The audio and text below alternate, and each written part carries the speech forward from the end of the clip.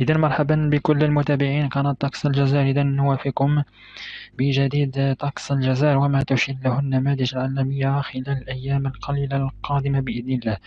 إذا لحد الآن هناك نماذج مبشرة ترسم لنا لعودة إن شاء الله الخير بقوة. كما سنشاهد الآن في الصورة هنا، رانا نشوف منخفضات متمركزة في المحيط الأطلسي، البحر المحيط الأطلسي كما نشاهد في الصورة.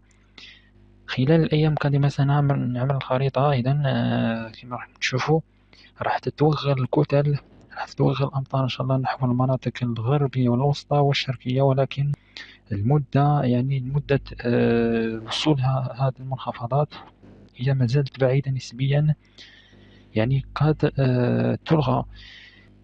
كما نشاهد توغل المنخفضات في إسبانيا والبرتغال، واعتذر أن الفيديو سيكون طويل نسبيا، حيث سيكون هناك منخفضات جوية إن شاء الله نشيطة الفعالية، هي متمركزة الآن في المحيط الأطلسي، سترمي بعض التأثيرات نتاعها نحو المناطق الغربية الوسطى والشرقية، ولكن خلال يوم 20 و21 و22 من شهر أكتوبر 2023، خلال الأسبوع المقبل إن شاء الله، خلال منتصف الأسبوع القادم بإذن الله تتوغل منخفضات. نوريكم المنخفضات التي قد تبدأ في الدخول. كما سنشاهد في الصورة هي هنا توغل المنخفض. راح نرجع من جديد للوراء بعد الشيء لنوريكم المنخفضات التي قد تمس المناطق الجزائرية إن شاء الله. كما نشاهد هنا حيتوغل أكثر وأكثر شيئا فشيئا نحو المناطق الغربية، ثم يشمل كل المناطق الشمالية إن شاء الله. كما سنشاهد في الصورة، إذن ها هو توغل المنخفض. رغم أننا نعود ونقرر أن هذه المدة ما زالت بعيدة، ولكن نتمنى إن شاء الله تكون ثابتة خلال الأيام القادمة بإذن الله. شاهد كذلك هناك رياح غربية هي ما تعمل على دخول هذا الاضطراب الجوي إن شاء الله.